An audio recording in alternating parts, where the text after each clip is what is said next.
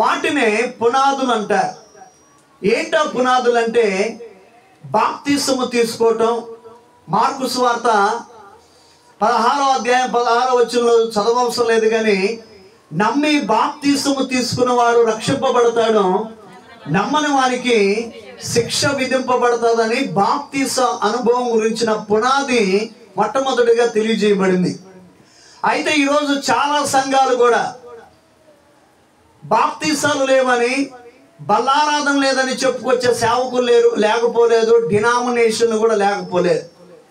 అయితే నేనేమంటానంటే, దేవుని యొక్క వాక్య పునాది మీద కట్టబడని ఏ సంఘమైనా అది పరలోకానికి చేర్చబడదు. ఆ సంఘాల్లో ప్రజలు ఉండొచ్చు, పెద్దలు ఉండొచ్చు, లేకపోతే ప్రార్థన చేసే మనుషులు ఉండొచ్చు. అయితే వాక్య ఆధారభూతమైనది కాదు కాబట్టి ఆ సంఘాలు పరలోకానికి వెళ్ళలేవు, ఆ మనుషులు వెళ్ళలేరు, కాపర్లు కూడా వెళ్ళలేరు. కారణం ఏంటంటే అది క్రైస్తవ్యానికి తొలిమెట్టు. రెండవది ఏంటంటే బాప్తిస అనుభవం తర్వాత రెండవ మెట్టు ఏంటంటే, ప్రియదేవుని బిడ్డలారా, బల్లారాధన. నా శరీరము తిని నా రక్తము త్రాగువాడు నిత్య జీవానికి వారసుడని వాక్యం చెబుతుంది. ఇది రెండవ మెట్టు. మూడవది ఏంటంటే విశ్వాసం కలిగి జీవించాలి మనం, ప్రభు నమ్ముకున్నటువంటి మనం. అందుకనే ఈ ఉజ్జయ జీవితాన్ని మనం చూసినప్పుడు మీరు గనక ఉదాహరణకి 4వ వచనం చూడండి. 2వ దినవృత్తాంతాల గ్రంథం 26వ అధ్యాయము 5వ వచనం చూద్దాం.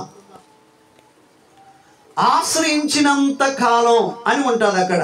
ఎక్కడ?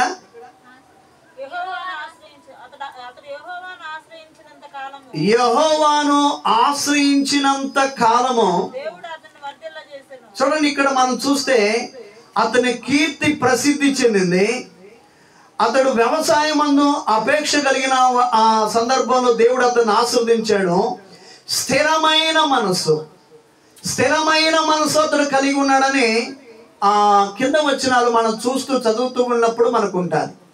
స్థిరత్వం అంటే అర్థం ఏంటంటే విశ్వాసములో స్థిరత్వం. దేంట్లో స్థిరత్వం?